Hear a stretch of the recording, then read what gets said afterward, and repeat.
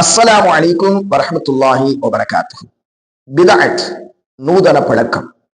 قال رسول الله صلى الله عليه وسلم من احدث في امرنا هذا ما ليس منه فهو رد. நமது மார்க்கத்தில் இல்லாத ஒன்றை ஒருவர் உருவாக்கினால் அது நிராகரிக்கப்படும் என்று நபி ஸல்லல்லாஹு அலைஹி வஸல்லம் அவர்கள் கூறினார்கள். அறிவிப்பவர் ஆயிஷா ரலியல்லாஹு அன்ஹா. நூல்கள் புகாரி, முஸ்லிம். அன்பின் இஸ்லாமிய உறவுகளே, இஸ்லாம் என்பது அல்லாஹும் அவனது தூதர் நபி ஸல்லல்லாஹு அலைஹி வஸல்லம் அவர்களும் கூறியதுதான்.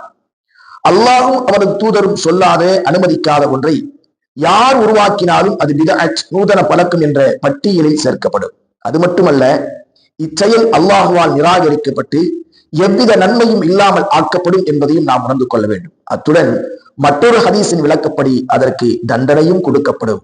அல்லாஹ் ரப்புல் ஆலமீன் நம் முஸ்லிம் சமூகத்தை பிதஅத்தான காரியங்களிலிருந்து பாதுகாப்பானாக. வஸ்ஸலாமு அலைக்கும் வரஹ்மத்துல்லாஹி வபரகாத்துஹு.